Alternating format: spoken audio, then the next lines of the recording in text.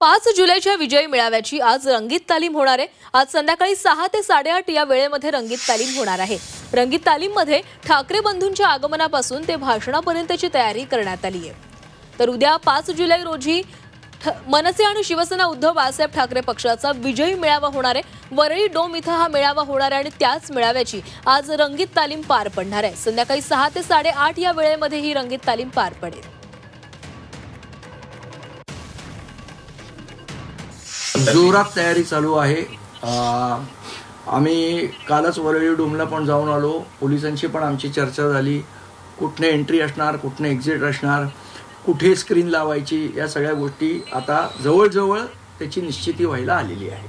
आज आम्ही संध्याकाळी आमचे नेते सन्माननीय बाळानंदगावकर, त्यांच्याकडनं अनिल परब साहेब असे सगळे नेते एकत्र बसून त्याच्यावर अंतिम निर्णय करतील। तर पाहूयात विजय मेळावा नेमका कसा असणार आहे। मेळाव्याचा केंद्रबिंदू ठाकरे बंधूच असतील। मेळाव्यात केवळ ठाकरे बंधूंची भाषणं होणार। इतर पक्षाध्यक्ष आल्यास केवळ त्यांची भाषणं होतील। व्यासपीठावर केवळ पक्षाध्यक्षांनाच स्थान दिलं जाणार आहे। संजय राऊत, आदित्य ठाकरे आणि अमित ठाकरे व्यासपीठाच्या खाली बसतील।